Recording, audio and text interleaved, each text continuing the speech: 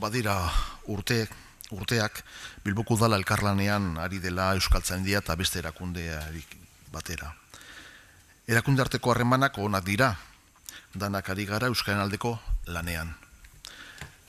Helburua komunak dira, euskeran erabilera soziala gehitu nahi dugu. Euskara presentzia handiagoa izan behar du merkataritzan arloan. Beraz, gure bete beharra da elkarrekin lan egitea, euskerak merezi duen tokia izateko esparru guztietan. Horregaitik, gaur, Bilboko merkataritza ganbaran gaude. Arlo sozioekonomikoan euskera garatzeko baldintza honenak ematen ari direlako. Momentu ezin hobea gaude Bilboko sektore ekonomikoa euskalduntzeko. Udalaren lidergotik abiatuta, hiriko eragile sozial eta ekonomikoki modu koordinatuan lan egiten dugu arlo sozioekonomikoan, euskeraren biziberritze prozesua geldiezina izateko. Hori dela eta Bilbo inbertsiorako hiri erakargarria gisa sustatzearen alde lanean jarraitu behar dugu, aberastasuna eta enpleuz sortuz, baina hori guztia gure nortasuna propioa mantenduz, harreman komertzialak euskera eginez.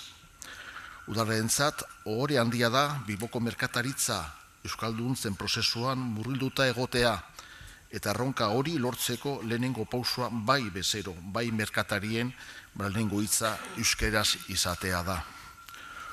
Mundu globalizatu honetan, merkataritza harremanak Bilbon euskeraz izatean nortasun propioa ematen digu euskaldun bezala eta merkataritza erreferente bezala. Erantzunkizun zibilaren ikuspegitik, euskera balio bat da eta arlo sozioekonomikoan behar duen bultzada emateko momentua heldu da. Ziur gaude Bilboko bizitza komertzalean euskeraren presentziak gora egingo duela euskaldunen kupurua eta euskera ikasten ari diren pertsona kupurua nabarmen gora egin duelako azkeneko urteotan. Baina gehiago nahi dugu, gehiago behar dugu. Eta hain zuzen ere Bilboko merkataritza euskalduna izan dadin hemen gaude gaur.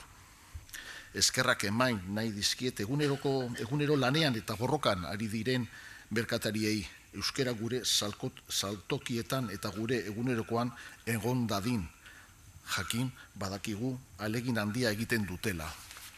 Azken helburuaz saltokira sartzen diren pertsona guztiekin euskeraz egitea da, eta horrela kalitate handiagoko zerbitzua eskaintzeaz batera bezeroengandik hurbilago daude.